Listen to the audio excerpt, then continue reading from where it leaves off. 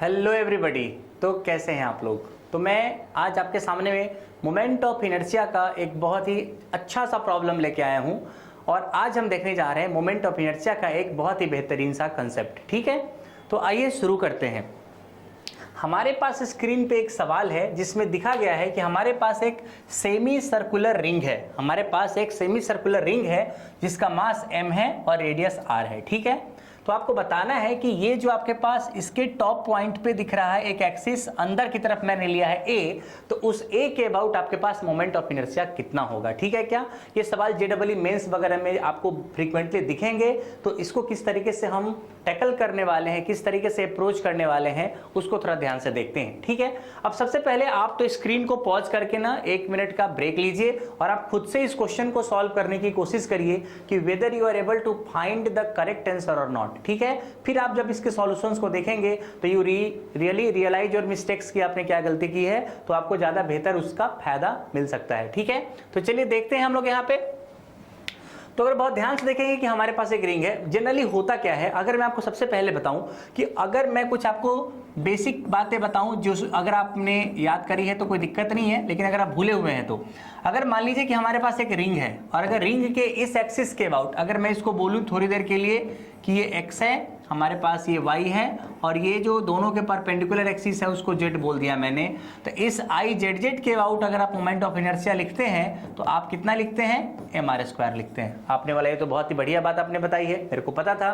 लेकिन अगर आप इसके प्लेन में एक्सिस लेते हो, जैसे ये xx ले लिया आपने या आपने yy ले लिया, तो ये जो i xx के अबाउट या तो i yy के अबाउट, ये दोनों के ही अबाउट जो मोमेंट ऑफ इनर्शिया होने वाला है इसका आधा हो जाता है। और इसमें बात नहीं कर रहे हैं क्योंकि ये पता है सिंपल के परपेंडिकुलर एक्सिस थ्योरम से लिखा गया है। ठीक है, तो बस आपको याद रखना है कि ये जो इसके अबाउट आपके पास मोमेंट ऑफ इनर्शिया है वो कितना हो जाएगा, mr²। और अगर कोई एक्सिस हमने प्लेन में लिया है तो क्या हो जाएगा, mr²/2 ऐसा हो जाएगा। ठीक है, क्या बहुत ही बढ़िया।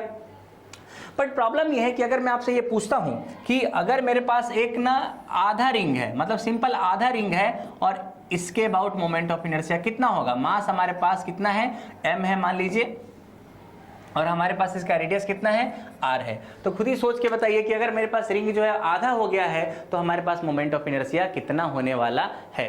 क्या बातें समझ में आ रही कि नहीं आ रही है।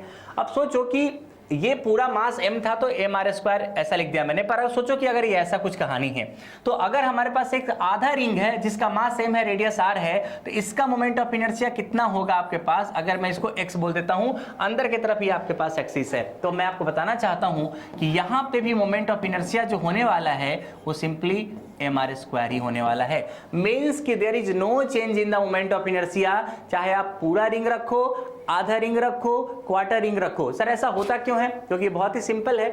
अगर आप खुद ही सोचिए कि अगर मैं इस पूरे रिंग को कंप्लीट कर देता, अगर ये पूरा रिंग होता तो क्या मास 2m होता क्या, बिल्कुल। तो उस केस में जो टोटल मोमेंट ऑफ इनर्शिया आप लिखते वो कितना लिखते, mr² लिखते, उस समय आपको दिक्कत नहीं होता। लेकिन एक प्रॉब्लम है कि उस समय मास 2m हो जाता। अगर आपने एक और इसके जैसा आइडेंटिकल रिंग को बना के इसको क्लोज कर दिया होता तो क्या अब उस केस में टोटल मास 2m होता और total moment of inertia 2m × r² होता, बिल्कुल होता। लेकिन आप ध्यान दिए, अगर मान लीजिए कि आपने इसको i1 बोला और इसको भी i1 बोला तो जो टोटल मोमेंट ऑफ इनर्शिया है ना वो 2 गुना हो जाएगा i1 के, 2 × i1, i1 + i1। Moment of inertia वैसे तो टेंसर क्वांटिटी है, बट हम अपने सिलेबस के अकॉर्डिंगली उसको क्या मानने वाले हैं, स्केलर क्वांटिटी मानने वाले हैं। तो 2i1 = क्या हो जाएगा, 2m × r²। तो यहां से 2 ने 2 को मार दिया तो i1 का जो वैल्यू हो जाएगा सिंपली mr² हो जाएगा। तो आप देख सकते हो कि चाहे मैं तो बोलता हूं आधा रिंग नहीं, अगर आपने क्वार्टर रिंग भी रखा तब भी आपके पास मोमेंट ऑफ इनर्शिया इस एक्सिस के अबाउट कितना होने वाला है, mr² ही होने वाला है। अगर आप एक बहुत बड़ा रिंग ले लीजिए और इस रिंग को कितने भी पार्ट में काट दीजिए, कोई फर्क नहीं पड़ता। लेकिन अगर आप एक छोटे से रिंग का मोमेंट ऑफ इनर्शिया, एक छोटे से रिंग के पार्ट का मोमेंट ऑफ इनर्शिया लेंगे तब भी वो कितना हो जाएगा, mr² हो जाएगा। बस आप इस बात का ध्यान रखिएगा कि जो एक्सिस है हमेशा परपेंडिकुलर टू द प्लेन होना चाहिए। क्या ये बातें सबको समझ में आ रही है क्या। तो ये बेसिक सी पॉइंट मैं आपको समझाना चाह रहा था कि किस तरीके से अगर आप किसी भी बॉडी को, चाहे वो रिंग हो, डिस्क हो, किसी भी चीज को अगर आप काटते हो तो उससे उसके मोमेंट ऑफ इनर्शिया पे कोई फर्क नहीं पड़ता है। ऐसा इसलिए है कि जब उसको काटते हो तो उसका मास भी कम हो जाता है, तो मोमेंट ऑफ इनर्शिया उसका क्या रहता है, इस तरीके से एडजस्ट होता है कि हमेशा वो कांस्टेंट वैल्यू आपको देने वाला है। तो दिस इज द सिंपल सा कंसेप्ट, लेकिन इस कंसेप्ट का इस्तेमाल यहां पे करेंगे हम लोग। अब सोचिए कि अगर मैं इसको बी मान लेता हूं थोड़ी देर के लिए, अगर मैं आपसे पूछूं, क्या पूछेंगे सर जी बताइए, अगर मैं आपसे ये पूछूं कि what is the moment of inertia about B, तो आप बोलेंगे ओके अभी अभी सर जी आपने बताया है कि ये रिंग है और रिंग का मोमेंट ऑफ इनर्शिया वैसे तो mr² होता है पूरे का with the respect of the axis perpendicular to the plane, लेकिन यहाँ पे आधा है तो भी कोई फर्क नहीं पड़ेगा। और फर्क क्यों नहीं पड़ेगा, और इसका मोमेंट ऑफ इनर्शिया यहाँ पे भी कितना हो जाएगा, mr² हो जाएगा। तो ये मोमेंट ऑफ इनर्शिया mr² हो जाएगा इस बी वाले एक्सिस के अबाउट। आपने बहुत बहुत बढ़िया। और आप यहाँ पे बोले ए के अबाउट निकाल लें। अब आपका दिमाग ठनका, ये तो बहुत ही आसान है, ए के बीच में और बी के बीच में क्या लगा देंगे, पैरेलल एक्सिस थ्योरम लगा देंगे। और बच्चे क्या करेंगे कि एक्सिस के अबाउट, और एक्सिस हमारे पास कौन सा है, अगर आप इनके बीच में पैरेलल एक्सिस लगाएंगे, ए पॉइंट पे जाना चाहते हैं तो आप क्या लिखोगे, IB प्लस m इंटू, और इसके बीच के डिस्टेंस को x मान लिया तो mx²। और जैसे आपने किया आपका कट गया, जैसे आपने किया कट गया। बच्चे बहुत जल्दी क्या लिख देंगे, IB है mr², और ये हो जाएगा आपके पास x का वैल्यू mr², क्योंकि ये भी डिस्टेंस x ही है तो ये 2mr², और ये गलत हो गया।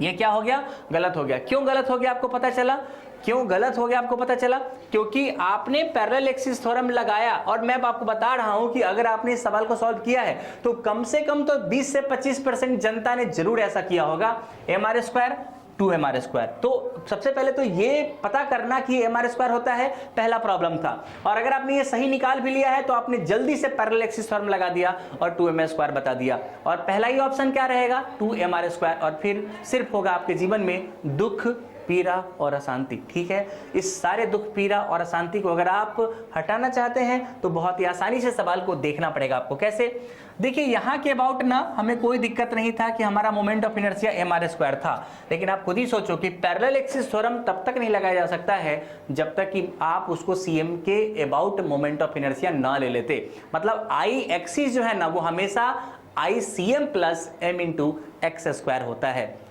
ये सारे एक्सिस पैरेलल ही तो हैं, ये सारे एक्सिस पैरेलल ही तो हैं। अगर आप रिंग का सेंटर ऑफ मास देखोगे तो इसका सेंटर ऑफ मास कहीं यहाँ पे होने वाला है। और ये तो मुझे लगता है कि आप सब लोग एकदम रट के बैठे हो कि this distance is simply 2r/π। तो कितना डिस्टेंस हो जाएगा, 2r/π। तो माय डियर फ्रेंड्स, सबसे पहले पता हम क्या करने वाले हैं, अगर हम अगले पेज पे चलें तो सबसे पहले हम करने वाले ये हैं कि सबसे पहले हम ये करने वाले हैं कि हमारे पास जो ये रिंग था, हमारे पास जो ये रिंग था इसके अबाउट हमने बोल दिया कि हमारा mr² है।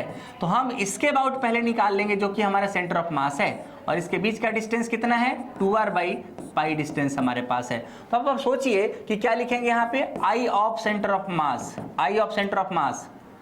दो पॉइंट के बीच में आप क्या लगा सकते हो, बोलिए, दो पॉइंट के बीच में क्या लगा सकते हैं आप लोग, पैरेलल एक्सिस थ्योरम। तो पैरेलल एक्सिस थ्योरम लगाने के लिए सबसे पहले आपको ICM के बारे में नहीं जानना है। सबसे पहले आपको पता है कि I एक्सिस होता क्या है, पहले ये बताइए। I एक्सिस हमेशा होता है centre of mass plus m into x²। x मतलब कि जो भी पैरेलल एक्सिस आपने लिया है ना उसके बीच का डिस्टेंस लेना पड़ेगा आपको।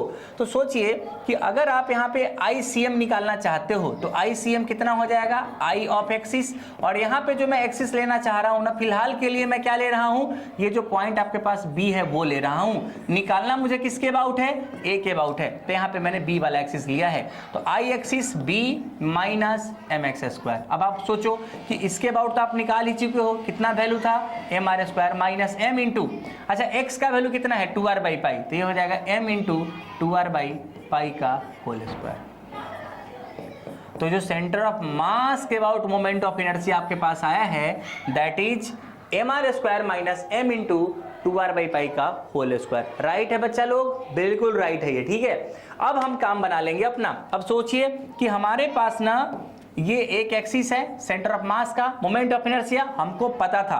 पहले हमने बी के कारण सेंटर ऑफ मास पे निकाला, पर जैसे हमको सेंटर ऑफ मास पे पता चल गया तो अब हम क्या कर देंगे, ए के अबाउट क्या निकाल देंगे, ए के about simply moment of inertia निकाल देंगे। तो अब फिर से ए और सेंटर ऑफ मास के अबाउट कैसे लिखेंगे मुझे बताइएगा, I ऑफ एक्सिस।